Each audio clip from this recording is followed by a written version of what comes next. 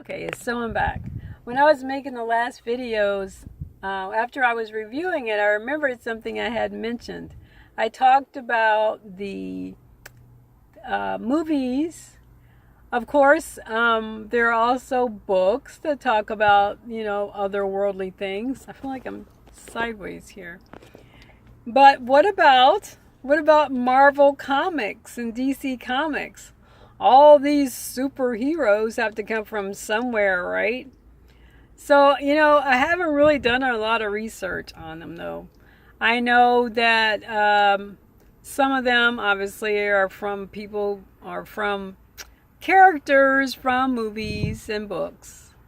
But the idea of a superhero is actually, it could just as easily be us as it can be people from other planets, like the Superman and his sister, that they have now, Supergirl. It's not just them, I'm not saying go out there and do something crazy. I'm just saying that we do have connections to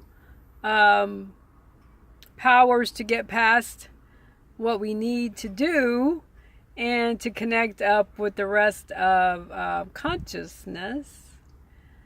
That is a power. The power that we need right now to expand is the power of changing our minds. That's what's important, okay? But I just need you to know where it kind of came from.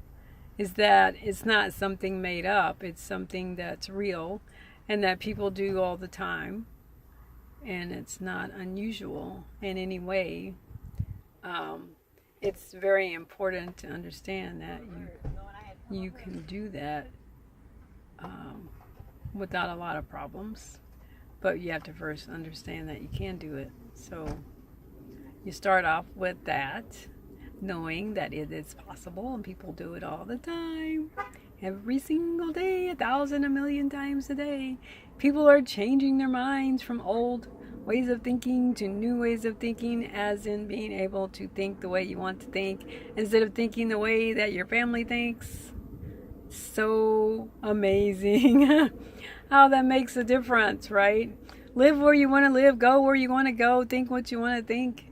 That's not rebellion. That's how you change the world. You show people that it's possible. And that's what people are doing all over the world. So it's nothing new, not a newfangled trend. It's really been happening all the time.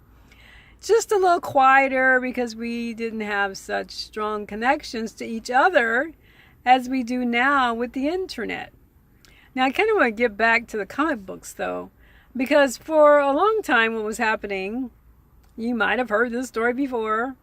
I would be researching something that I saw on YouTube, and the first thing that I would come up with was a game or a comic book about it. And it was really starting to bother me, except it was obviously a pattern. As a matter of fact, when you look up about our ancestors, the Anunnaki, I think there is also a game that's about them.